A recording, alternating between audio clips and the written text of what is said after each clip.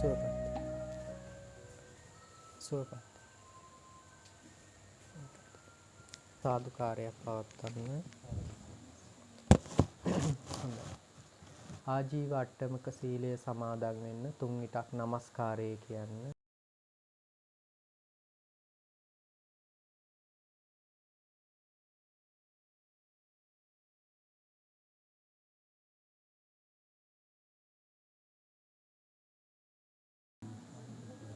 බුද්ධං සරණං ගච්ඡාමි ධම්මං සරණං ගච්ඡාමි සංඝං සරණං ගච්ඡාමි ဒုတိယံ පි බුද්ධං සරණං ගච්ඡාමි ဒုတိယံ පි ධම්මං සරණං ගච්ඡාමි ဒုတိယံ පි සංඝං සරණං ගච්ඡාමි တတိယံ පි බුද්ධං සරණං ගච්ඡාමි တတိယံ පි ධම්මං සරණං ගච්ඡාමි တတိယံ පි සංඝං සරණං ගච්ඡාමි ติสรณගමනං සම්පුන්නං පානාති පාතා වේරමණී සික්ඛාපදං සමාදියාමි අදින්නාදානා වේරමණී සික්ඛාපදං සමාදියාමි අබ්‍රහ්මචර්යා වේරමණී සික්ඛාපදං සමාදියාමි මුසාවාදා වේරමණී සික්ඛාපදං සමාදියාමි පිසුනා වාචා වේරමණී සික්ඛාපදං සමාදියාමි පරුසා වාචා වේරමණී සික්ඛාපදං සමාදියාමි සම්පප්පලාපා වේරමණී සික්ඛාපදං සමාදියාමි මිච්ඡා ආජීවා වේරමණී සික්ඛාපදං සමාදියාමි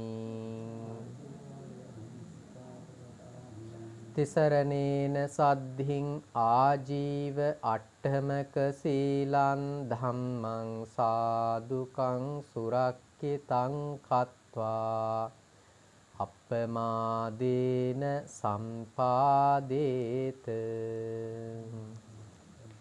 සමන්ත චක්කවාලේසු අත්‍රා ගච්ඡන්තු දේවතා සද්ධම්මං මුනි රාජස්ස සුනන්තු සග්ග මොක්ඛදං ධම්මස්සවන කාලෝ අයං බදන්තා ධම්මස්සවන කාලෝ අයං බදන්තා ධම්මස්සවන කාලෝ අයං බදන්තා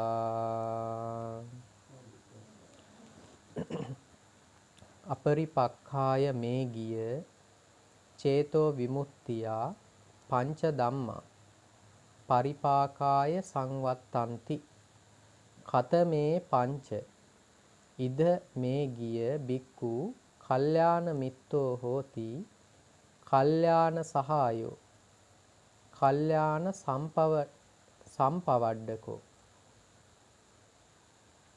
අපරිපක්කාය මේ ගිය චේතෝ විමුක්තිය අයම් පඨමෝ ධම්මෝ පරිපාකාය සංවත්තන්ති ති.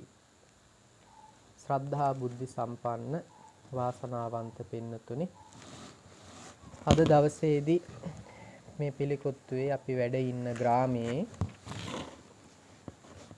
එක ගෙදරකට එක බණක් කියන සංකල්පයේ යටතේ මේ ගමේ සිදු කරනු ලබන දෙවෙනි බණ නේද? මේ ගමේ සිදු කරනු ලබන දෙවෙනි බණ.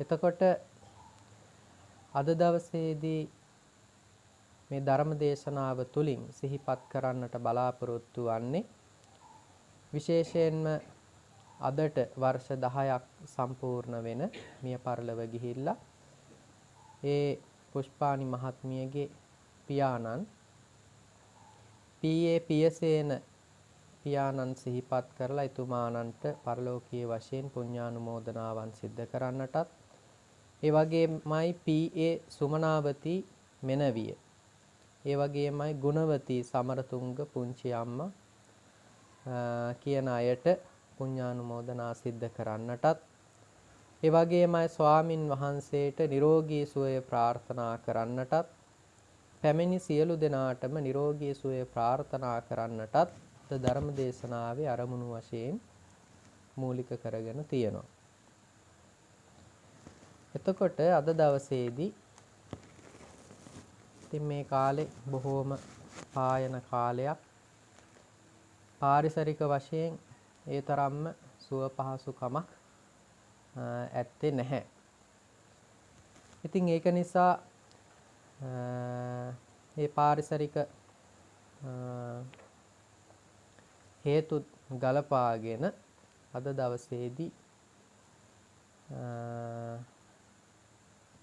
මේගීය සූත්‍රය මුල් කරගෙන මෙම නිවසේදී ධර්ම දේශනාව සිද්ධ කරන්නට මාතෘකා කරගන්නට යෙදුණා. එතකොට ඒවම් මේසුතං ඒකං සමයං භගවා මා විසින් මෙසේ අසන ලදී. එක් සමයකී භාග්‍යවතුන් වහන්සේ වාලිකා නුවරට නොදුරු වාලික පර්වතෙහි වැඩවසන සේක. එසමෙහි වනාහි මේගිය තෙරුණුවෝ භාග්‍යතුන් වහන්සේගේ උපස්ථායක වෙති. එතකොට ආනන්ද හාමුදුරන්ට කලින් මේ මේගිය හාමුදුරුවෝ තමයි බුදුරජාණන් වහන්සේගේ උපස්ථායකයන් වහන්සේ වෙලා හිටියේ. මේගිය හාමුදුරන්ටත් කලින් බුදුරජාණන් වහන්සේගේ උපස්ථායකයන් වහන්සේලා නොයෙකුත් ආකාරයෙන් හිටියා. එකල්හි මේගිය තෙරණුවෝ භාග්‍යවතුන් වහන්සේ කරා එළඹියහ. එළඹ භාග්‍යවතුන් වහන්සේ වැඳ එකක් පසක සිටියහ. එකක් පසක සිටියා වූ මේගිය තෙරණුවෝ වහන්ස මම ජන්තු ග්‍රාමයට පිඩු පිනිස පිවිසෙන්නට කැමැත්තෙමි භාග්‍යවතුන් වහන්සේට සැලකලහ. එතකොට දැන් මේගිය හාමුදුරුවෝම ඉන්න ගමන් මේගිය හාමුදුරන්ට අදහසක් ආවා මම ජන්තු ග්‍රාමයට පිණ්ඩපාතේ වඩින්න ඕනේ කියලා. කැමැත්තා. ඊට පස්සේ මේක බුදුරජාණන් වහන්සේට කිව්වා. කිව්වට පස්සේ බුදුරජාණන් වහන්සේ මේ ගියනි තෙපි යම් ගමනකට කාලයයි සිතවුනම් එය කරවයි භාග්‍යතුන් වහන්සේ වදාළසේක. ඊට පස්සේ බුදුරජාණන් වහන්සේ කිව්වා මේ ගිය එහෙනම් ඔබ හිතනවා නම් යම් ගමනකට දැන් සුදුසු කාලය කියලා ඒක ඒ විදිහට කරන්න කියලා කිව්වා. ඉක්බිත්තෙන් මේගිය තෙරුණුවෝ පෙරවරුෙහි හැඳ පෙරවා පාසෙවුරුගෙන ජන්තු ග්‍රාමයට පිඩු පිනිස පිවිසියහ. ජන්තු ග්‍රාමයේ පිඩු පිනිස හැසිර පසුබත් කල්හි පිණ්ඩපාතෙහි පෙරලා ආවාහු කිමිකලා නදියෙහි තීරය කරා එළඹියහ. කියන්නේ කිමිකලා ගඟේ ඉවුර ගාවට ගියා. එළඹ කිමිකලා නදිය තෙර ජංගා විහරණය පිණිස සක්මන් කරනුවෝ හැවිදනුවෝ සිත් පහදවන සිත්කලු අඹ වනයක් දුටුහ. දැන් එතකොට මේ හාමුදුරුවෝ පින්ඩපාතේ ගිහිල්ලා ඇවිල්ලා කිමිකලා ගඟ අයිනේ ඒ වෙරළේ පැලි තීරුවක් එහෙම තියෙන්න ඇති බොහොම එක එලි වෙච්ච තැන. එතන සක්මන් කරන්න පටන් ගත්තා ජංගා විහරණයට. ජංගා විහරණය කියලා කියන්නේ අපි ටික කාලයක් එක තැන ඉන්නකොට කකුල් රිදෙන්න පටන් ගන්නවා. එතකොට ඒ රිදෙන කකුල් වලට දෙන මේ සුව පහසු බව තමයි එක සරල විදිහට ඇවිද්දවන එක. බුදුරජාණන් වහන්සේ ජංගා විහරණයට පිනිස සක්මන් කරපු අවස්ථා තියෙනවා.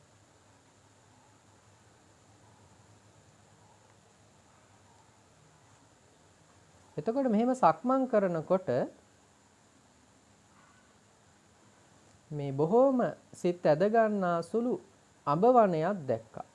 දැකීමෙන් මේ අඹ වනයේ ඒකාන්තයෙන් සිත් පහදවන සුළුය. සිත් කලුය. මේ ප්‍රදන් වීරය වඩනු කැමැති කුල පුත්‍රයෙකු හට ප්‍රදන් වඩනු පිණිස සුදුසුමය. ඉදින් භාග්‍යතුන් වහන්සේ මට අනුදක්නා සේක් නම් බවුන් වඩනු පිණිස මේ අඹ වනයට එන්නෙමි මේ සිත වුණා.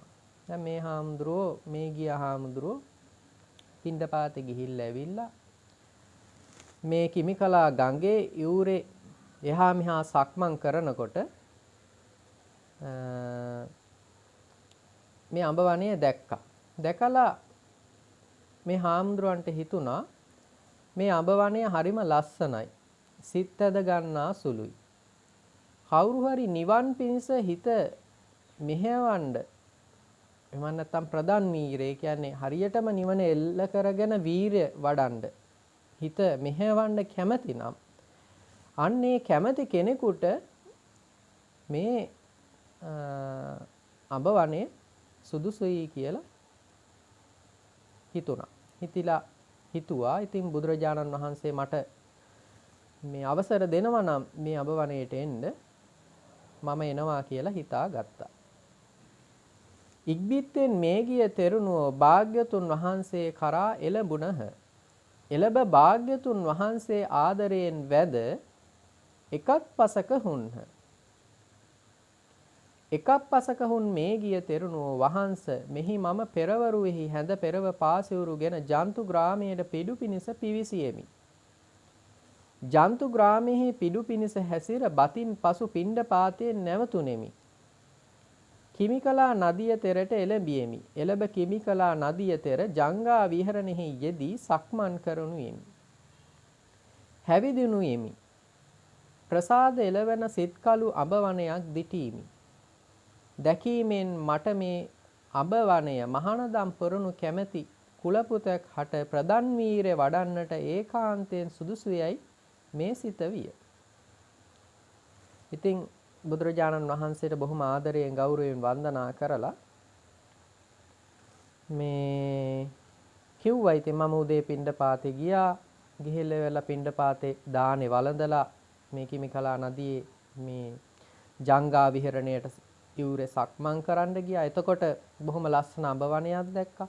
ඒ අඹ වනය නම් නිවන් දකින්න උත්සාහ ගන්න කෙනෙකුට ඒ උත්සාහය සඳහා සුදුසුයි කියලා. මොකද නිවන් දකින්න උත්සාහ ගන්න කෙනෙකුට ඒ කෙනාගේ සිතට ගැළපෙන පරිද්දෙන්, කයට ගැළපෙන පරිද්දෙන් පරිසරය තියෙන්න ඕන. සමහර වෙලාවට සෙමාධික කෙනෙකුට නම් මුහුද අයිනෙක වගේ පරිසරය. සමහර වෙලාවට හිත නිතර කම්මැලිකමට, නින්දට වගේ යන කෙනෙකුට නම් ඔය ඇලක, දොලක, මුහුදේ රළ ඒ සද්ද ඇහෙන තැනක හිත තියෙන්න ඕනේ. එතකොට හිත හැම වෙලාවෙම අවදියෙන් තියෙනවා. ඒ විදිහට සෙමාධික කෙනෙක් නම් ඒ සෙමට ගැළපෙන ශුෂ්ක පරිසරය. නැත්නම් උෂ්ණාධික කෙනෙක් නම් උෂ්ණාධික ඒ ශරීරයට ගැළපෙන පරිසරය. අන්න ඒ විදිහට. ඉතින් කොහොම හරි මේ ගිය හාමුදුරන්ට දැන් මේ අඹ වනය ගැන ඇති වෙච්ච මනාපය බුදුහාමුදුරන්ට මේ විදිහට කිව්වා. මේ අඹ වනය සුදුසුයි කියලා. ඉතින් භාග්‍යතුන් වහන්සේ අනුදක්නාසේක් නම් ඉතින් බුදුහාඳුර මට අවසර දෙනවා නම් මම ප්‍රදන් වීරය පිණිස මේ අඹ වනයට එනවයි කියලා මේ සිත වුණා. වහන්සේ ඉදින් භාග්‍යතුන් වහන්සේ මට අනුදක්නාසේක් නම් ඒ අඹ වනයේට මම ප්‍රදන් වඩනු පිණිස යන්නෙමි කීහ. ඊට පස්සේ කිව්වා ඉතින් බුදුහාඳුරෝ මට දැන් අවසර දෙනවා නම් මං ඒ අඹ වනයේට මේ නිවන පිණිස හිත සකස් කරගන්න උත්සාහ ගන්න මම වඩිනවා කියලා මතක් කරා. මෙසේ කී කල්හි භාග්‍යතුන් වහන්සේ මේ ගීය තෙරුන්ට මේ ගියෙනි මම හුදකලා වෙමි. අන් මහණෙකු එනතෙක් කුඩා තමක් බලවයි වදාළසේක. දැන් බුදුහාමුදුරුවෝ හරියට අසරණ වෙලා තියෙනවා ආනන්ද හාමුදුරුවන්ට කලින් මේ උපස්ථායකයන් වහන්සේලා නිසා. ඉතින් දැන් මේ ගිය හාමුදුරුවන්ට කල්පනාවක් නැහැ මම දැන් මේ බුදුහාමුදුරන්ට උපස්ථානීය පිණිස ඉන්නේ උපස්ථාන කර ඉන්නේ කියලා. ඉතින් බුදුහාමුදුරුවෝ කිව්වා මේ ගිය මම දැන් තනියෙන් ඉන්නේ. ඉතින් මේ කවුරු හරි හාමුදුරුවෝ කෙනෙක් උපස්ථානෙට එනකන් පොඩ්ඩක් ඉන්න කියලා.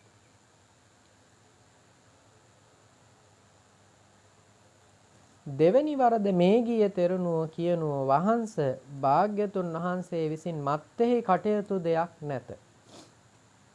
මේ ගිය හාමුදුරුවෝ කළ දැහේ යලි රැස් කෙරුමක් නැත. වහන්ස මට වනාහි මත්තෙහි කටයුතු දෑ ඇත. කළ දැහේ යලි රැස් කෙරුම් ඇත. ඉතින් භාග්‍යතුන් වහන්සේ මට අනුදක්නාසේක් නම් ඒ අඹ වනයේට ප්‍රදන් වඩනු පිණිස යන්නෙම් වායි කීහ. ඊට පස්සේ දැන් බුදුහාමුදුරුවෝ එහෙම කිව්වට පස්සේ මේ ගිය හාමුදුරුවෝ ආයි බුදුරජාණන් වහන්සේට මතක් කරනවා බුදුහාමුදුරුවෝ දැන් ආයි කරන්න දෙයක් නැහැ. ඔබ වහන්සේ රහත් භාවයේ පිණිස සංසාර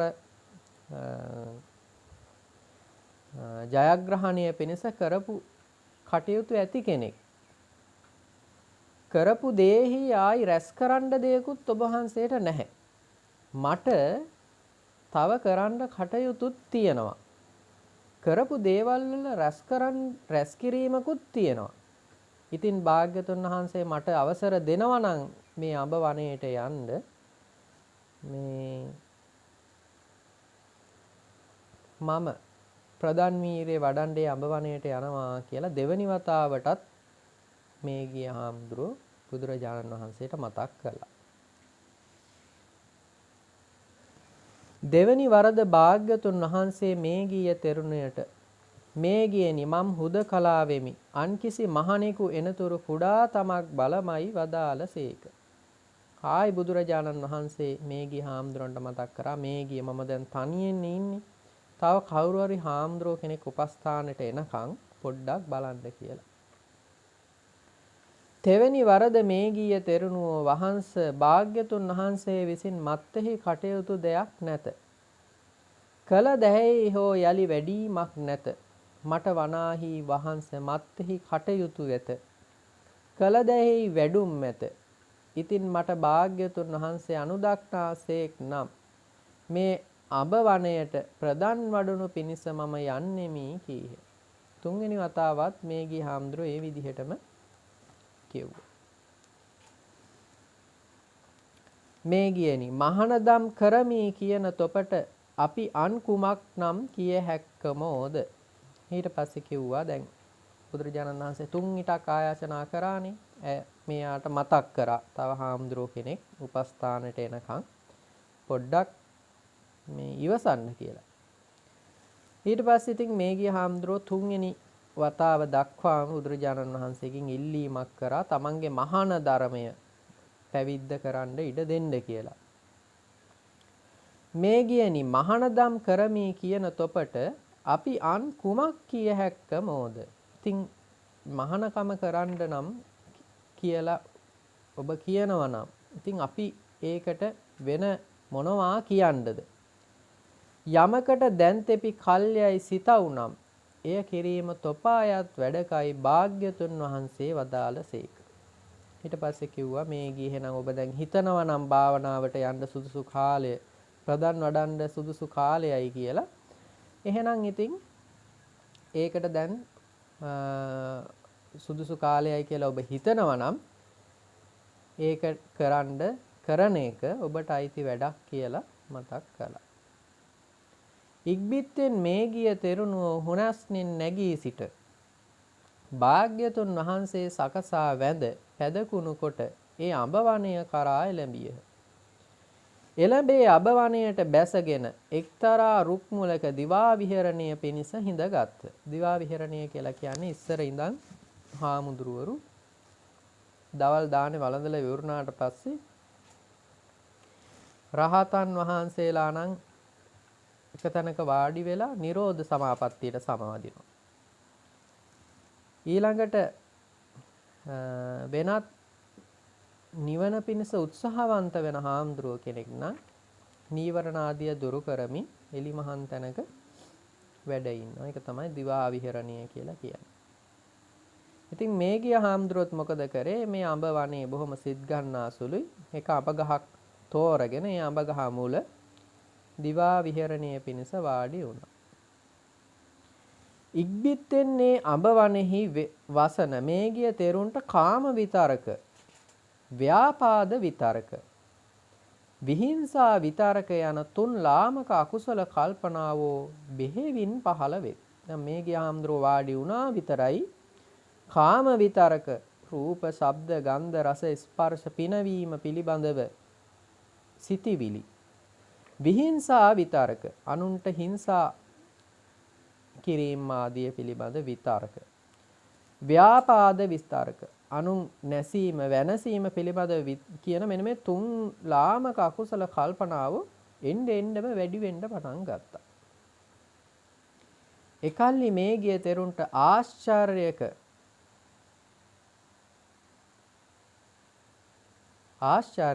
පින්වත්නි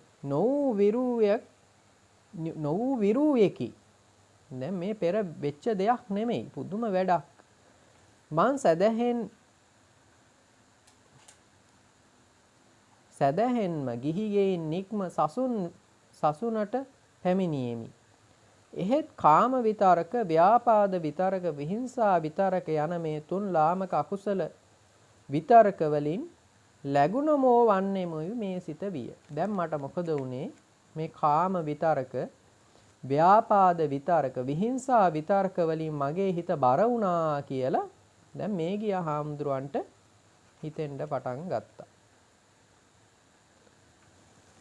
ඉක්බිත්තෙන් මේ ගිය තෙරුණුවෝ සවස් වේලෙහි පිළිසලනින් නැගී සිටියෝ. ඒ කියන්නේ හිටපු තැනින් නැගිටලා භාග්‍යතුන් වහන්සේ කරා එළඹියහ. එළඹ භාග්‍යතුන් වහන්සේ සකසා වැඳ එකක් පසක හුන්හ. දැන් මේ ගිය තෙරුණුව Tamanට අකුසල් විතරක ආවා කියලා ඒ දේවල් දරාගෙන හිටියේ නැහැ. දැන් එකක් තේරුම් ගත්තා, මට පෙර නොවුණු අකුසල විතරක එන්න පටන් ගත්තා කියලා. මේ ගිය තෙරුණුව හුදකලාව ඉන්න හිටියේ නැහැ. බුදුරජාණන් වහන්සේ ගාවට ගියා. ඊළ බුදුරජාණන් වහන්සේ මුණ ගැහුණා. එළඹ භාග්‍යතුන් වහන්සේ සකසා වැඳ එකක් පසක හුන්හ. එකක් පසක හුන් මේ ගිය තෙරුණුවෝ භාග්‍යතුන් වහන්සේට වහන්ස මෙහි ඒ අඹවනෙහි වසන මට කාම විතරක, ව්‍යාපාද විතරක, විහිංසා විතරක යන තුන් ලාමක අකුසල විතරකයෝ බෙහෙවින් පහළ වෙත්. දැන් මට මේ විතරක එන්නෙම වැඩි වුණා. වැඩි වෙලා බොහෝ සෙයින් පහළ වෙන්න පටන් ගත්තා කියලා බුදුහාමුදුරන්ට මතක් කරා. වහන්ස ඒ මට පින්වත්නි ඒකාන්තයෙන් ආශ්චර්යක, පින්වත්නි ඒකාන්තයෙන් අද්භූතය, ඒකාන්තයෙන් මම සැදැහෙන්ම ගිහිගෙයින් නික්ම සසුන් වැදිමි. එහෙත් මේ කාම විතරක, ව්‍යාපාද විතරක, විහිංසා විතරක යන තුන් විතරක වලින් ලැබුණමෝ වන්නෙමුයි මම භාග්‍යතුන් වහන්සේ ශ්‍රද්ධාවෙන්මයි ගිහිගෙයින් නික්මලා පැවිද්දට ආවේ. එහෙම ආපු මට මෙන්න මේ විදිහට කාම විතරක, ව්‍යාපාද විතරක, විහිංසා විතරක වලින් මගේ හිත බර වුණා කියලා බුදුරජාණන් වහන්සේට මතක් කරා. ඊට පස්සේ බුදුරජාණන් වහන්සේ මෙන්න මේ විදිහට දේශනා කරන්න පටන් ගත්තා. මේ ටික බොහොම වටින කොටසක්. මේ ගියේනි නොමුහු කළ චිත්ත විමුක්තියාගේ මුහු කිරීම පිණිස ධර්මයෝ 5 දෙනෙක් පවති. කවර පස් දෙනෙක් යත් මේ ගියේනි මෙහි මහාන තෙමේ කලන මිතුරන් නැත්තේ කලන යහළුවන් නැත්තේ කලන පුගුලනට නැමුනේ වෙයිද මේ පළමු දහම නොමුහු කළ චිත්තයාගේ මුහු කිරීම පිණිස පවති. සමහර වෙලාවට අපි නිවන් දකින්න කියලා උත්සාහවන්ත වුණාට අපට ඒ කටයුත්ත හරියටම කරගන්න බෑ. කරගන්න බැරි වෙන්න නොඑක් හේතු කාරණා සමහර වෙලාවට යෙදෙනවා. එතකොට බුදුරජාණන් වහන්සේ කියනවා මේ චිත්තය මුහු කුරලා නැහැ. මෝරලා නැහැ. ඒ මෝරපු නැති හිත මෝරන්න මෙන්න මේ කරුණු කාරණා එකතු කරගන්න මෙන්න මේ කාරණා පහ මේ ධර්මයේ 5 දෙනෙක් තියෙනවා. මේ 5 දෙනා එකතු කරගන්න කියලා දැන් මේ ගිය හාමුදුරන්ට කියනවා. ඒකේ පළවෙනි එක තමයි මෙහි මහානතේ මේ කලන මිතුරන් නැත්තේ. කල්යාණ මිත්‍රයන් නැති කෙනෙක් බවට පත් වෙන්න ඕන. ඊළඟට කල්යාණ මිත්‍රයන්ට නැමුණු පුද්ගලයෙක් බවට පත් වෙන්න ඕන. මේක නොමුහු කළ චිත්ත විමුක්තියාගේ මේරීම පිණිස පවතිනවා කියලා බුදුරජාණන් වහන්සේ මතක් කළා. තවද මේ ගියනි මහාන තෙමේ සිල්වත් වේද ප්‍රාතිමෝක්ෂ සංවරයෙන් සංවෘතව වෙසේද ආචාර ගෝචර දෙකින් සම්පූර්ණ වේද ස්වල්ප මාත්‍ර වූද වරදෙහි බිය දක්නාසුළු වේද සමාදන් කොටගෙන සික පදයන්හි හික්මේද මේ දෙවෙනි දහම නොමුහු කළ චේතෝ විමුක්තියෙහි මුහු කිරීම පිණිස පවතී. ඊළඟට තමන් යම් සීලයක් රකින්නවා නම් අන්නේ සීලෙහි මනාව හික්මෙන කෙනෙක් බවට පත් වෙන්නට ඕන. පනවපු සිල්පද මනාව සංවෘතව ගෙන හික්මෙන්නට ඕන. ආචාර ගෝචර දෙකෙන් සම්පූර්ණ වෙන්නට ඕන. ආචාර ගෝචර කියලා කියන්නේ මේ සමාජයේ ජීවත් වෙනකොට ගරු කළ යුතු දේවල් තියෙනවා. හැසිරිය යුතු ආකාර තියෙනවා. ඒ දෙකට තමයි කියන්නේ ආචාර ගෝචර කියලා. ඒ දෙකෙන් සම්පූර්ණ වෙන්න ඕන. ස්වල්ප මාත්‍ර වූ වරදක් තියෙනවා නම් ඒ වරදෙහි බිය දක්නාසුලුව ජීවත් වෙන්නට ඕන. තමන් සමාදන් වෙච්ච සීලය සමාදන් කොටගෙන ශික්ෂා පදයන්හි හික්මෙන්නට ඕන. මේ දෙවෙනි දහම මෙන්න මේ කියන දෙවෙනි කාරණාවත් නොමේරු සිතක් මේරීම පිණිස හේතු වෙනවා. දැන් කරුණු දෙකක් කිව්වා. තවද මේ ගියනි අල්පේච්ඡ කතා, සන්තුට්ටි කතා, ප්‍රවිවේක කතා, අසංසර්ග කතා, වීර්යාරම්භ කතා, සීල කතා, සමාධි කතා, ප්‍රඥා කතා, විමුක්ති කතා, විමුක්ති ඥාන දර්ශන කතා යන කෙලෙස් තුනී කරන සිතේ ආවරණ දුරලීමට සැප වූ යම් කතාවක් ඒකාන්තයෙන් සසර දුකෙහි කලකිරණු පිණිස විරාගය පිණිස නිරෝධය පිණිස සියලු කෙලෙස් සංසිඳීම පිණිස දත යුතු දෑ දැනීම පිණිස සම්බෝධිය පිණිස නිවන පිණිස මෙබඳු කතාවෙහි නිකාමලාභී ඒ කියන්නේ ඒ කතා නිරන්තරයෙන් ඇහෙන තැනක් වෙන්නට ඕන. නිකාමලාභී කියන්නේ ඒ තැන් වලට ගියාම නිකම්ම ඒ දේවල් Tamanට ඇහෙනවා.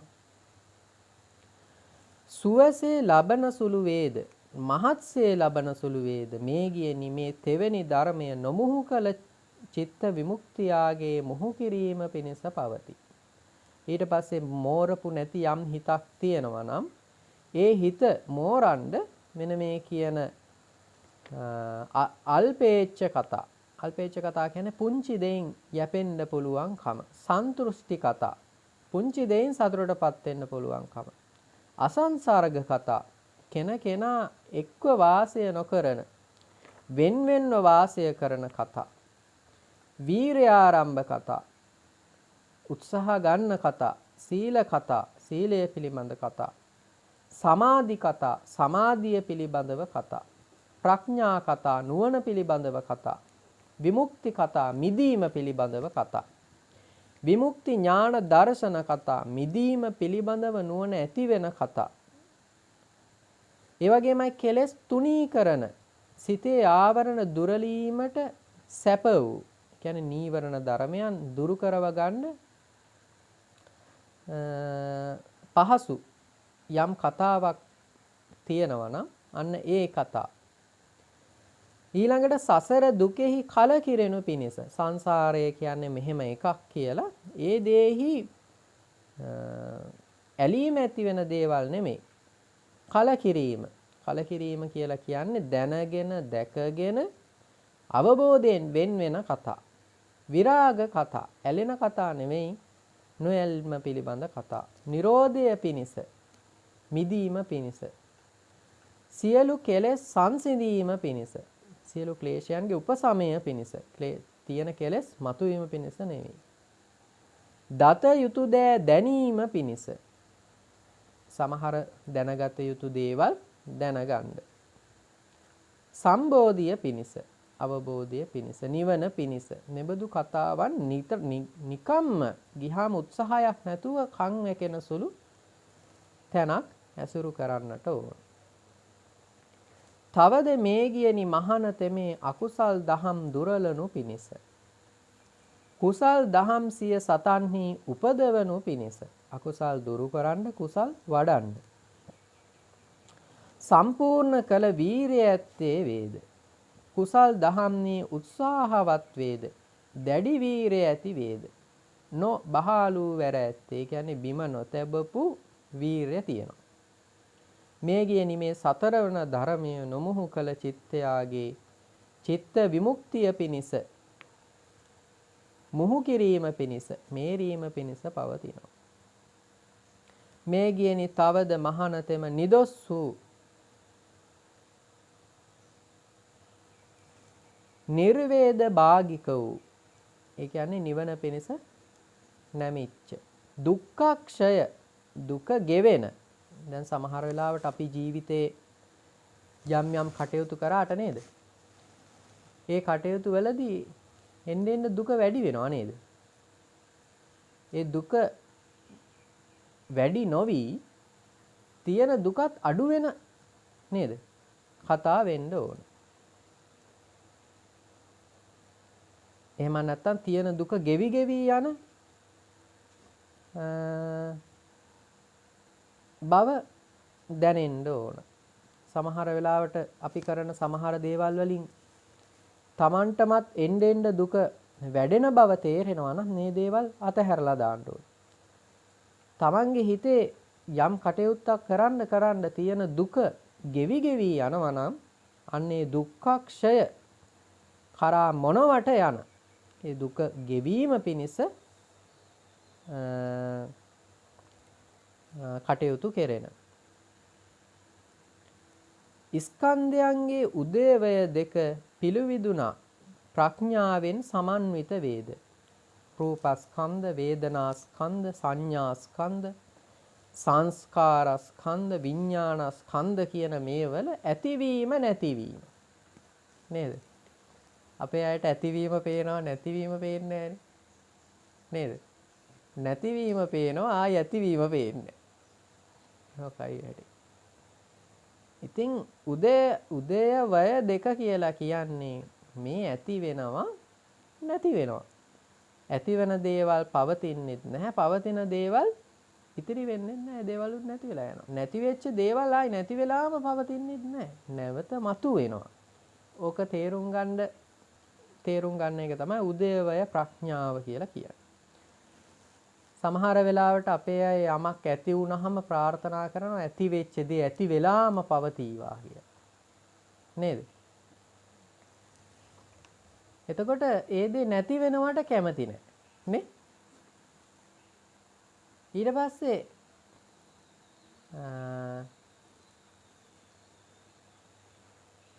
ඇති වෙච්ච දේවල්. ඊට පස්සේ සමහර වෙලාවට ප්‍රාර්ථනා කරනවා ඇති වෙච්ච දේවල් නැති වෙන්න කියලා. නේද? එතකොට ඇති වෙච්ච දේ පවතිනවට කැමති නැහැ. නේද? ලෝක ස්වභාවය. මේ කියන්නේ සරල කතන්දරයක්. මේ සරල කතාව තේරුම් ගන්න පුළුවන් නම්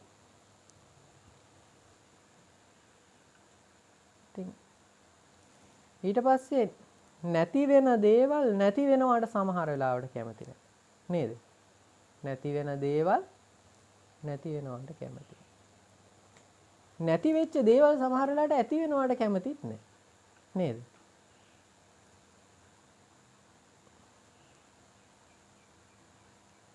ඔන්න ඔය කරුණු හතර දකින්නට කියන උදය වය දෙක පිළිවිදුනා ප්‍රඥාවෙන් සමන්විත වෙනවා. මේ කියන්නේ මේ පස්වන ධර්මය නොමුහු කළ චිත්ත විමුක්තියගේ මුහු කිරීම පරිස පවතින. එතකොට මේ පස්වෙනියට කිව්ව කාරණාව තමයි ප්‍රමෝදය ප්‍රීතිය ඇති කරන කාරණාව. මේ කාරණාව එක වතාව ගන්න බෑ. අවබෝධයකින් තමන්ගේ සිතිවිල්ලකින් ගන්න බෑ. එතකොට මේ මුලින් හතරක් කියලා තියෙනවා. මොකද්ද? කල්යාණ මිත්‍රයන් සේවනය කරන්න ඕන. තමන් හිතන පතන විශ්වාස කරන සීලයක් තියෙනවා නම් ඒ සීලය ආරක්ෂා කරන්න ඕන. ඊට පස්සේ මේ කතාවන් වලට බරව සිත නීවරණයන් දුරවන විදිහට කටයුතු කරන්නට ඕන. ඊළඟට අකුසල් දහම් දුරු කරන්න කුසල් දහම් වඩන්න උත්සාහවන්ත වෙන්න ඕන. ආන් ඔය කරුණු හතර සම්පූර්ණ කරන කෙනාට පස්වන කරුණක් විදිහටත් මෙන්න මේ උදයපය ප්‍රඥාව නුවණක් ඒක නේද? අපේ ජීවිතේ හැමදාම එන කරුණු අලුත්ද අලුත් ඒවාද පරණ ඒවාද? ඈ? පරණ ඒවාද අලුත් ඒවාද? හැමදාම ජීවිතේට එළඹෙන්නේ ඈ? ඊයේ විඳපු දේවල්ද අද මතුවෙන්නේ? නෑ අලුත් දේවල්. අපි හැමදාම ජීවිතයකට මුහුණ දෙන්නේ අලුත් ජීවිතයකට. එතකොට ජීවිතේ හැමදාම අලුත් නේද? තරුණ වුණත්, මහලු වුණත්, වයසක වුණත් ජීවිතේ ගලාගෙන යන්නේ වෘදයකටනේ. ඒ කියන්නේ වැඩිවීමකට. හැමදාම අලුත්. එතකොට මේ අලුත් දේවල් පිළිබඳව අපට බොහෝ සෙයින් හිත ඇති වෙන්නේ අභාවිත සිතක් නේ. භාවිත නොවුණු සිතක්, ස්පර්ශ නොවුණු සිතක් ඇති වෙන්නේ.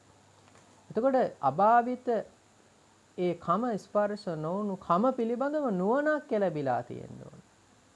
පෙරත් මෙහෙමයි, දැනුත් මෙහෙමයි, මතුත් මෙහෙමයි කියන නුවණක්. අපිට නොඑක් විදිහකට හිතන්න නේද? දහම අනුව පුළුවන් කමක් නැහැ. නමුත් දහමේ ප්‍රධාන කාරණා තුනක් තියෙනවා. මොනවද? ඇතිවීමක් තියෙනවානේ. ඇතිවීමක් තියෙනවා, පැවිදීමක් තියෙනවා, නැතිවීමක් තියෙනවා. දැන් මේක කියන්නේ උදයවය. පැවැත්ම ගැන කියන්නේ නැහැ. එයාට පැවැත්ම ගැන හොඳ එළඹ සිටි නුවණක් තියෙනවා. උදය ඇතිවීම නැතිවීම තමයි එයා බලන්නේ. පැවැත්ම පිළිබඳ එයා දන්නවා. ඇතිවීම බලනවා, නැතිවීම බලනවා. අද මුහුණ දෙන දේවල් වලට නෙමෙයි අපට හෙට මුහුණ දෙන්න තියෙන්නේ. හෙට මුහුණ දෙන දේවල් වලට නෙමෙයි අනිද්දා මුහුණ දෙන්න තියෙන්නේ. අලුත්. එතකොට ඒ විදිහට ඇතිවීම නැතිවීම පිළිබඳව එළඹ සිටි නුවණක් ඇති වෙනවා. මොන දේ ඇති වුණත් නැති වෙලා යනවා. පැවැත්ම පිළිබඳ කලබලයකටපත් වෙන්නේ නැහැ නේද? කලබලය කියන්නේ නීවරණයක් නේද? කාමච්ඡන්ද, ව්‍යාපාද, තීන මිද්ද, උද්ධච්ච කුක්කුච්ච.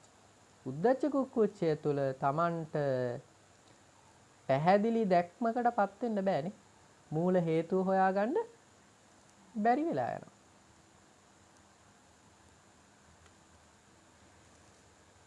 මේ කියන්නේ නොමුහු කළ චිත්තයාගේ, ඒ කියන්නේ මෝරපු නැති හිතේ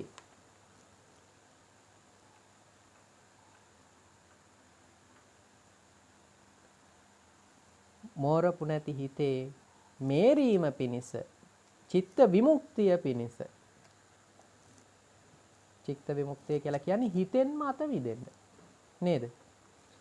අපි පාවිච්චි කරන්නේ හිත. අහු වෙන්නේ හිතටමයි. නේද? අනුන්ට අහු වෙනවට වඩා වැඩියෙන්ම අහු වෙන්නේ තමන්ගේම හිතට. එතකොට චිත්ත විමුක්තිය කියලා කියන්නේ ඒ අහුවෙන හිතෙන්ම මිදෙන්න ඕන තමන්ගේම හිතෙන් මිදෙන්න ඕන. තමන්ගේ හිතට තමන් අහුවෙලා තියෙන තා කාගේ වසගේද? මායාවේ ඈ තමන් ඉන්න කාගේ වසගේද? මායාවේ වසගේ. නේද? ඇයි? තමන් තමන්ගේම සිතවිලි වලට අහුවෙලා. මේ ගියනි සිල්වත් වන්නේය ප්‍රාතිමෝක්ෂ සංවරයෙන් සංවෘතව ආචාර ගෝචර සම්පන්නව අල්ප මාත්‍ර වූද වරදෙහි බිය දක්නා සුළුව වසන්නේය. සමාදන් කොට සික පදයන්හි හික්මෙන්නේය යන මෙය කලන මිතුරන් නැති කලන යහළුවන් නැති කලන පුද්ගලයන්ට නැමුණු මහණහු විසින් ඒකාන්තයෙන් කැමැති විය යුතුය. ඕන්න කියනවා මේ කරුණු ටික කැමැති වෙන්න ඕනේ කියනවා කල්යාණ මිත්‍රයන් ඉන්න කෙනෙක්.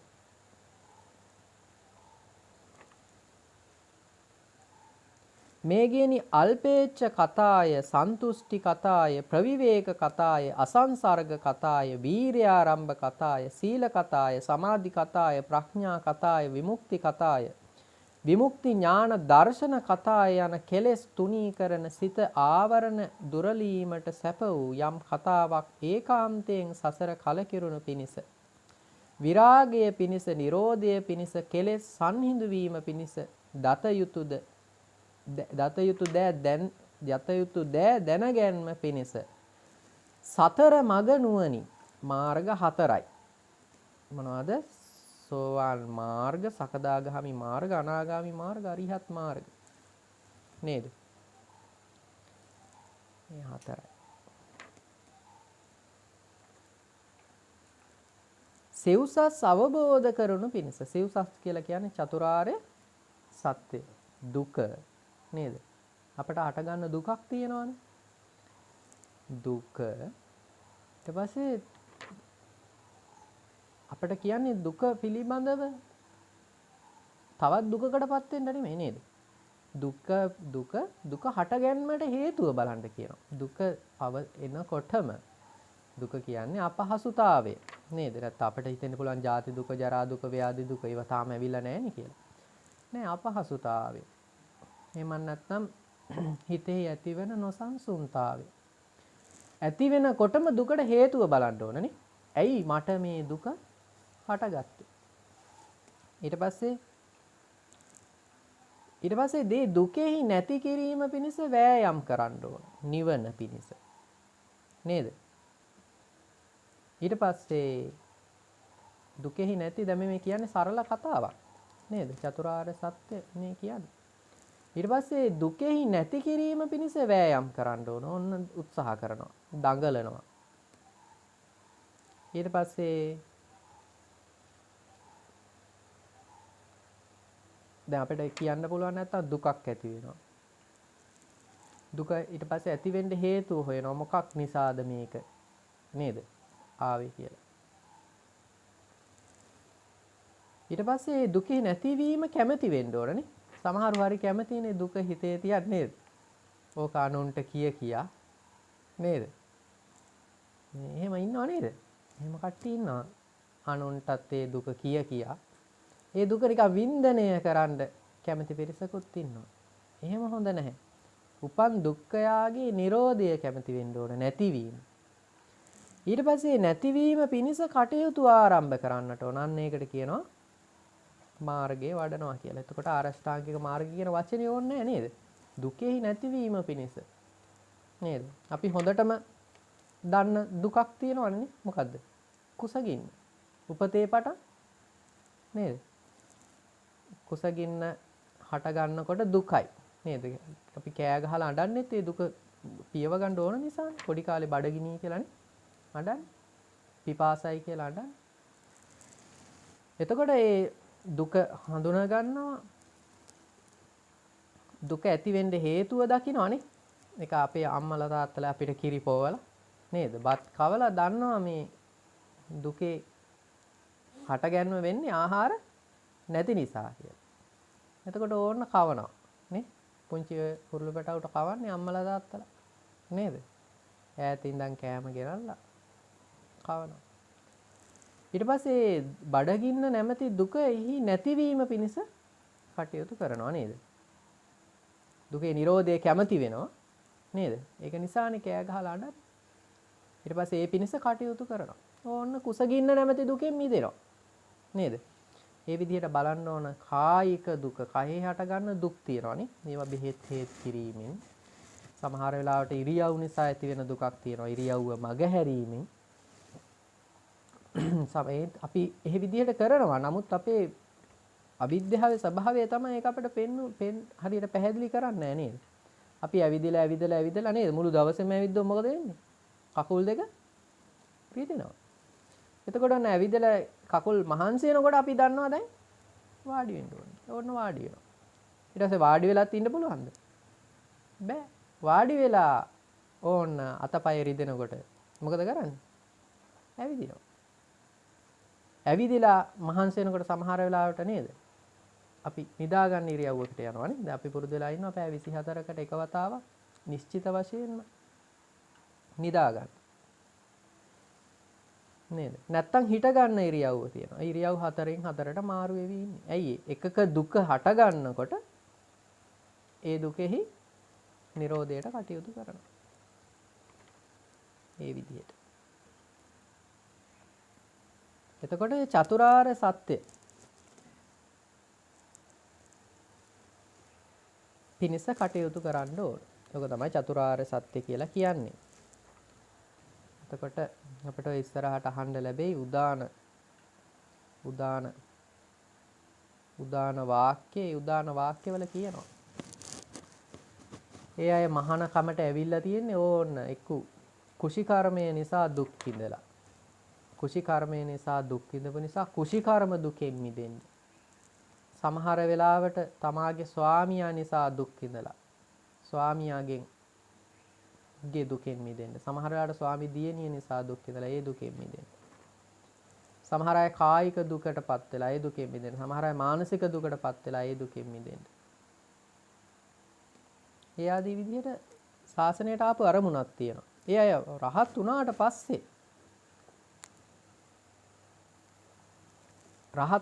පස්සේ කියනවා මම මෙන්න මේ දුක නිසා තමයි මහානකමටපත් උනේ. දැන් මේ දුක මම අරමුණු කරගත්ත දුකෙන් අත මිදුණා කියලා උදාන වාක්‍යයේදී කියනවා. අපේ බුදුරජාණන් වහන්සේ කිව්වේනේ. ඒ විදිහට. අපටත් අපි සමහර වෙලාවට හිතේ වැඩියම දුක් විඳින තැන් තියෙනවා. මේ දුකෙන් අත මිදීම පිණිස තමාම කටයුතු කරන්න ඕනේ.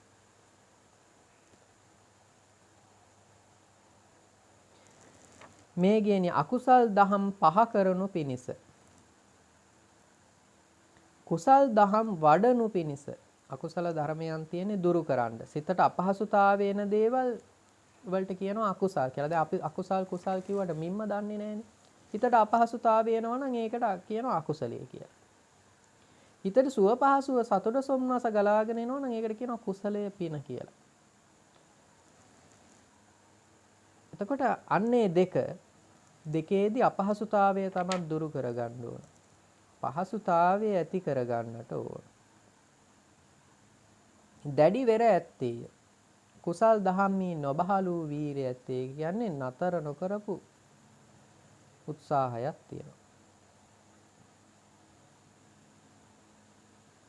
මේ කියන්නේ උදයව්‍ය පිළිවිදුනා නිදොස්සු නිර්වේද භාගික වූ නේද? උදේවය දකින්නකොට තමයි නිවන පිළිබඳව කලෙලි පහළ වෙන්නේ. එතකන් කලෙලියක් පහළ වෙන්නේ නැහැ. ඒ තාක් කටයුතු කරන්න ඕන. ඕන්න අපි මොන හරි ගඟක් තරණය කරන්න පටන් ගත්තා නම් එහා යුර පේන්නේ නැහැ. නමුත් එහා යුර පේනකන් අපි පීනීම අතාරින්න හොඳ නැහැ. ඔන්න එහා යුර පේනකොට අර වෙහෙස නිරන්තරයෙන්ම හිතෙන් මගහැරිලා ප්‍රමෝදයක් පහළ වෙනවා. එදා උත්සාහ ගත යුතු ආකාරය. සමහර වෙලාවට ඊට මෙහායින් නොයෙක් තැන්වල හිත දුර්වල වෙනවා නේද? හිත දුර්වල වෙනවා, අතහැරලා දානවා නේ? ඔය නිවන් කියන අය නෑ කියලා කියනවා. නේද? එහෙම හිතෙනවා. නිවන් දකින්න බෑ කියලා හිතෙනවා.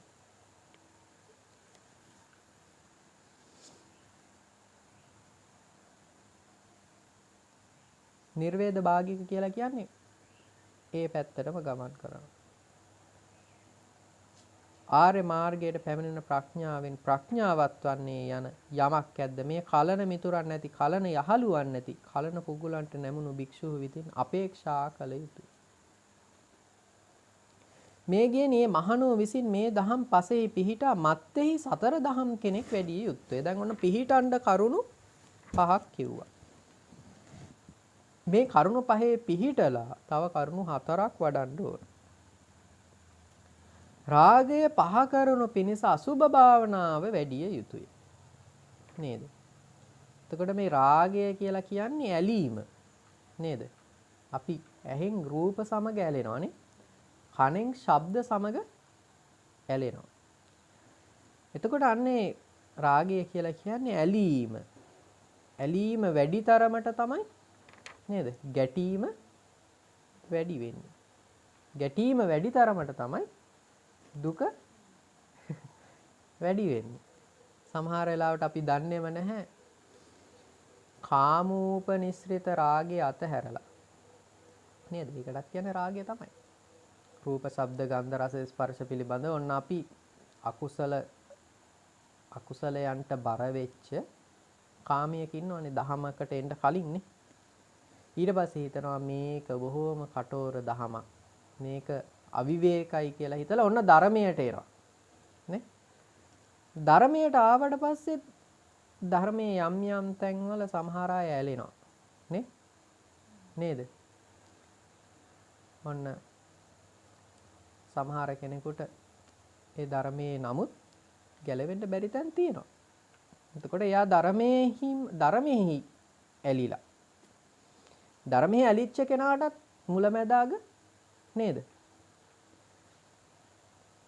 මුලැමැදාග පැහැදිලි වෙන්න ධර්මයේ පිළිබඳවත් උපේක්ෂාව ඇති කරගන්න ඕනේ. ඒකනේ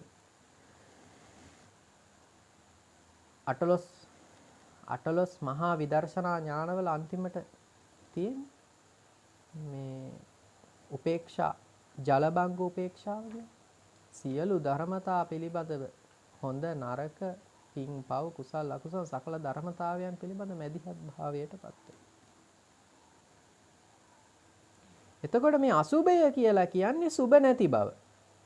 දැන් අපිට හිතෙන්න පුළුවන් මේ අසුභය කියනකොට මේ කියන්නේ අන්තවාදී වෙච්ච දෙයක් කියලා. එහෙම එකක් නෙමෙයි. අසුභය කියලා කියන්නේ සුභ නැති බව. නේ?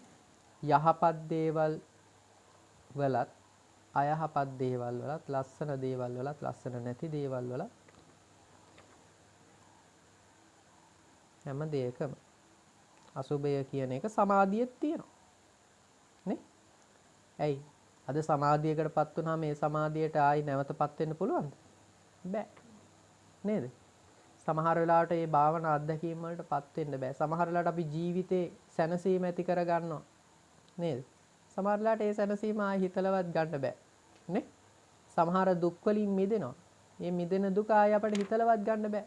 නිකන් සිතිවිලි මාත්‍රයක් විතරයි. ඒ හැඟීමකටපත් වෙන්න බෑ. ඒක නිසා අසුබයි. ඒක නිසා ඇලීම දුරු කරන්න ඒ දේවල් වලහි සුබයක් නැති බව නැහැ කියන එක වඩන්න ඕන. ඇලීම ව්‍යාපාදයේ පහ කරනු පිණිස මෛත්‍රිය වැඩි යුතුය. ගැටීමනේ නේද? ඇලීම නැති වෙනකොට ඇති වෙන්නේ මොකක්ද?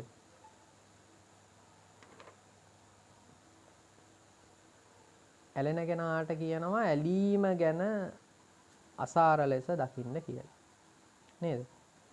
එතකොට ඇලීම නැති වෙනකොට හිතේ මතුවෙන්නේ මොකද්ද? මැද දන්නේ නැති කෙනෙක් න ะ. මොකද්ද? ගැටීම. නේද? අරමුණට විරුද්ධව යනවා. අරමුණෙහි අපහැදෙනවා. නේද? ඇයි? මැද දන්නේ නැති නිසා. ඒක නිසා අපි බොහෝ සෙයින් අපේ ජීවිතේ බැටකන්නේ මොකෙන්ද? ඇලීමෙන් සහ ගැටීමෙන්. අපි අපිම සමහර දේවල් ලං කරගන්නවා. ලං කරගත්ත දේවල්ම අයින් කරන්න අපිම උත්සාහවන්ත වෙනවා. එතකොට කියනවා ගැටීම ව්‍යාපාදය. ව්‍යාපාදය කියන්නේ හිතෙහි නොරුස්නා ගතිය. ඒ දෙයට අකමැති වන ස්වභාවය. දුරු කරන්න මෛත්‍රිය වඩන්න කියලා කියනවා. මොකද්ද? මිත්‍රත්වය වඩන්න කියලා කියනවා. ඊළඟට ඔන්න ඔය දෙකෙන් තමයි ගොඩාක් අපි 75%ක්ම ජීවිතේ දුක් විඳින්නේ. ඊළඟට 25%ක් නෙමෙයි මේක 100%ක්ම තරම් විතරක නිසා අපි මේ ඉන්නවා මේ හොඳට කාලා බීලා බුදුන් ඇඳලා නේද? මල් කඩලා නේද? බණක් අහගෙන මේ ඉන්නවා. ඉන්නකොට මේ දෙලෝ රත් වෙන සිටිවිලි මේ තමන් ඇතුළෙන්ම කඩාගෙන එනවා. අනුන් කියලා නෙමෙයි. කවුරුත් අහලා කාගෙන්වත් අහලත් නෙමෙයි. මේ තමන්ගෙම හිතින් නේද? උන් හිටිතෙන් අමතක වෙන සිටිවිලි කඩාගෙන එනවා. එතකොට ඒ කඩාගෙන එන්නේ තමාගෙම සිතින්. ඒවලට කියනවා මොනවද? විතරක. විතරක කියලා කියනවා. එතකොට විතරක වලින් මිනිස්සු හරියට පීඩා විඳිනවා. තමාගෙම සිතිවිලි නේ? විතරක වලින් සෑහෙන පීඩා විඳින මිනිස්සු ඉන්නවා. නැත්තම් විතරක අපිව අපහසුතාවයට පත් කරනවා. පහසුතාවය නැති කරනවා. එතකොට එන්නේ විතරකය. ඒ විතරක වලින් දුක් විඳින බව නැතිකරන්න ආනාපාන සතිය වඩන්නට ඕන.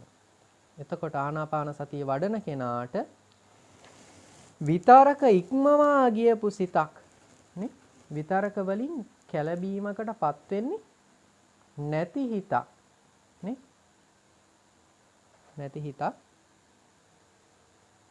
නැති හිතකටපත් වෙනවා.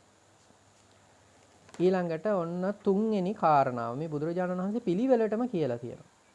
ඊට පස්සේ විතරක නැති වෙනකොට එනවා අස්මිමානය.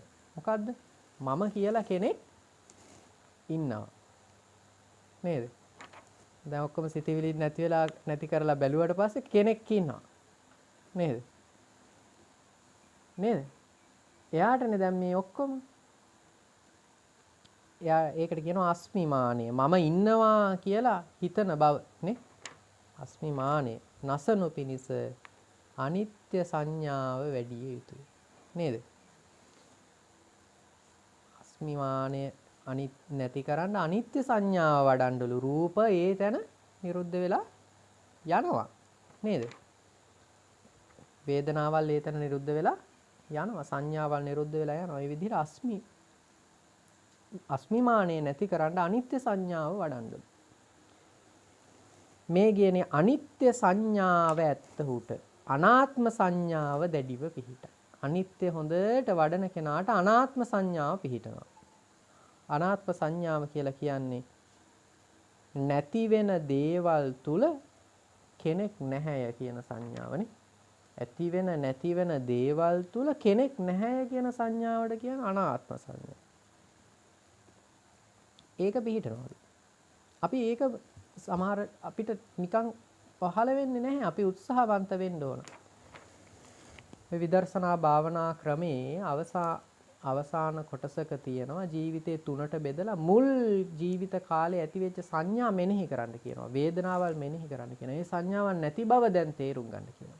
ඊට පස්සේ මැද වයසේදී ඇතිවෙච්ච නැතිවෙච්ච දේවල් මෙනෙහි කරන්න කියලා කියනවා. ඒ විදිහට. ඊට පස්සේ එහෙම කියලා කියනවා දවස් ඔහොම බෙදාගෙන ඇවිල්ලා දවසේ උදේ කාලය දහවල් කාලේ රාත්‍රී කාලය කියලා තුනට බෙදලා උදේ කාලේ ඇති වෙච්ච සංඥා වාඩි වෙලා අනිත්‍ය ආදී වශයෙන් මෙනෙහි කරන්න කියනවා. දහවල් කාලේ ඇති වෙච්ච සංඥා අනිත්‍ය ආදී වශයෙන් මෙනෙහි කරන්න කියනවා. හවස් කාලේ ඇති වෙච්ච සංඥා අනිත්‍ය ආදී වශයෙන් මෙනෙහි කරන්න කියනවා. එහෙම මෙනෙහි කරන කෙනාට එහෙම මෙනෙහි කරන්න කියනවා. ඒ ඇති වෙච්ච නැති වෙච්ච දේවල් දැන් නැති බව මෙනෙහි කරන්න කියලා කියනවා. ඒ විදිහට. ඒක හිතලම තමයි උත්සාහයෙන්ම හිතලම තමයි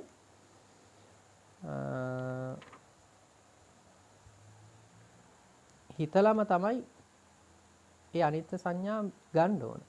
නිකාම්ම හිතට එන්නේ නැහැ. හිතලම ගන්න ඕන. මේ විදිහට ඊට පස්සේ ඉරියව් අනුව ගන්න කියනවා. වාඩි වෙනකොට තිබ්බ සිතිවිලි නැගිටිනකොට නැහැ. නේ? නැගිටිනකොට තිබ්බ සිතිවිලි ඇවිදිනකොට නැහැ. ඒ ආදී වශයෙන් අනිත්‍ය ආදී වශයෙන් මෙහෙම. එහෙම මෙනෙහි කරන කෙනාට තමයි ඒ මොහොතට එළඹ සිටි මොහොතක පච්චුප්පන්නේහි අනිත්‍යතාව දකින්න පුළුවන් වෙන්නේ. ඔන්න දැන් මේක ඇති වුණා.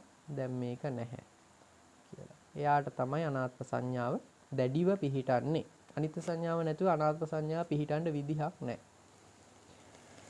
අනාත්ම සංඥාව ඇත්තේ අස්මිමාන විනාශයට මේ අත් බැව්හිම අප්‍රත්‍ය පරිනිර්වාණයට පැමිණි. ප්‍රත්‍ය නැති නිවනටපත් වෙනවා. එකල්ලි භාග්‍යතුන් වහන්සේ මේ කාරණය දැන එවෙලාවෙහි මේ උදන් ඇනුසේක. ඔන්න ඔය 4 වඩන්න ඕන. මොනවද?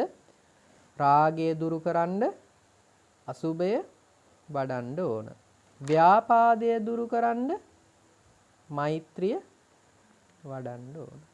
විතරකය නසන්න ආනාපාන සතිය වඩන්න ඕන. අස්මිමානය දුරු කරන්න අනිත්‍ය සංඥා වඩන්න ඕන. ඉස්සලා කරුණු 5ක් කිව්වා නේද? දැන් මතකෙන් කියමු බලන්න කරුණු 5. කල්යාණ මිත්‍රයන් ඇති කෙනෙක් බවට පත් වෙන්න ඕන. ඊළඟට සමාදන් වෙන සීලය සිකපදයේ වශයෙන්ගෙන හික්මෙන්න ඕන නේද? ඊළඟට ප්‍රවිවේකයට බර වෙච්ච අල්පේච්ඡ කතා සන්තුෂ්ටි කතා ආදී ඒ කතාව තුලින් සිතට සතුටක් ඇතිවන කතාවන් සිද්ධ කරන්න ඕන නේද? ඊළඟට උපන් කුසල් වැඩි වෙන අකුසල් දුරු වන විදිහේ කටයුතු වල උත්සාහයේ නිරත වෙන්න ඕන. ඊළඟට උපන් දුක නැති කරගන්න නේද? උපන් දුක නැති වෙන උදයව්වේ ඇතිවීම නැතිවීම දෙක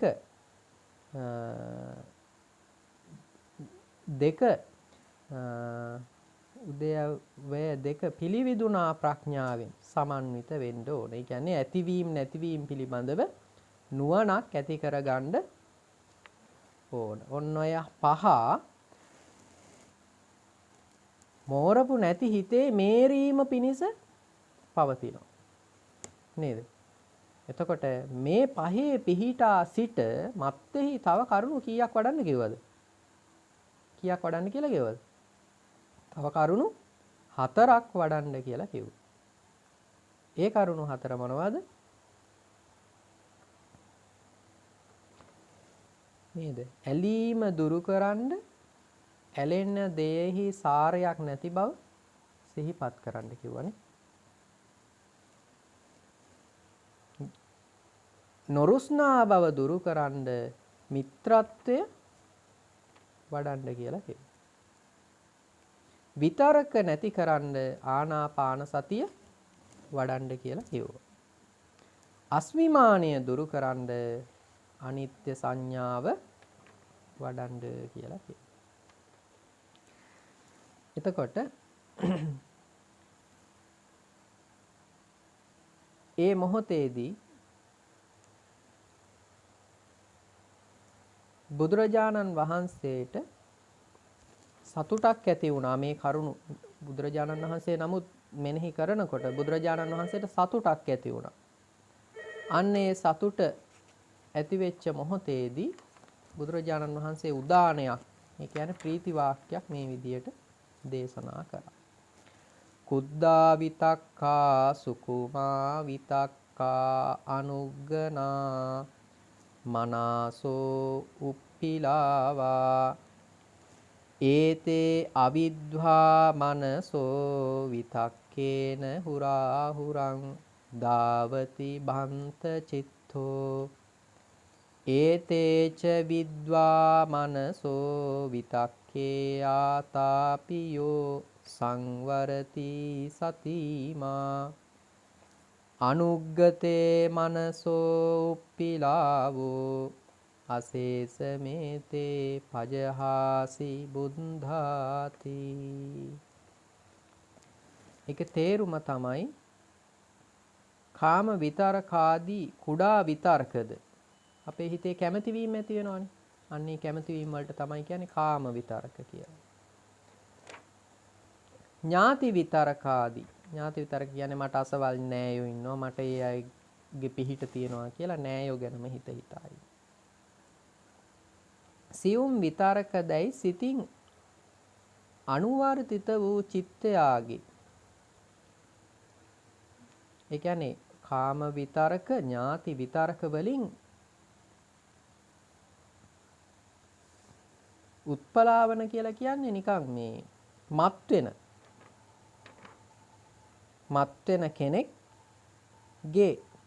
කෙනෙක් වෙද්ද මේ මනෝ විතරකයන් නොදැන අවිද්‍යා තෘෂ්ණාවන්ගේ වශයෙන්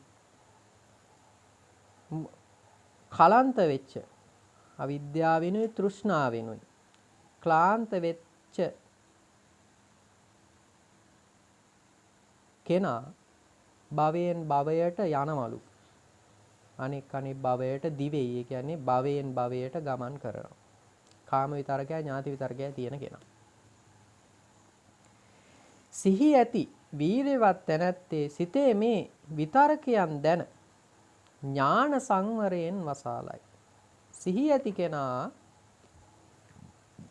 මේ හිතේ තියෙන විතරක දැනගෙන නුවණින් සංවර වෙනවා. නුවණින් අපට නුවණ තමයි ලොකුම පිහිට තියෙන.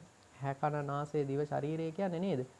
ඒ මොහොතේදී ප්‍රයෝජනෙට ගන්න ඊටාම කෙටි දැක්මක් තියෙනවා. නුවණ තරම්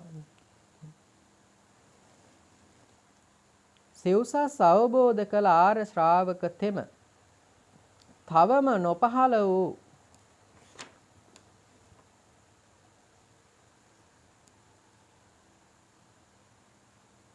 නේද? ඒ කියන්නේ අපේ හිත දැන් මෙහෙම තිබ්බට මේ හිතේ කොයිතරම් දුක්ඛම් කටලු නේද? කරදර බාධක නේද? හටගන්න ඉඩකඩ තියෙනවා. ඒ ඉඩකඩ තියෙන දේවල් බුල්සුන් කරලා දානවලු.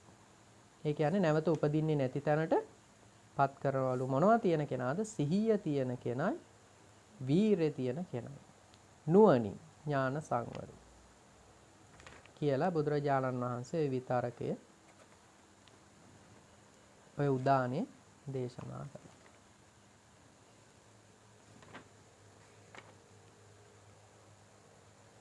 ඉතින් ඕක තමයි මේගීය සූත්‍රය කියලා මේගීය හාමුදුරුවෝ මුල් කරගෙන දේශනා කරපු සූත්‍රය.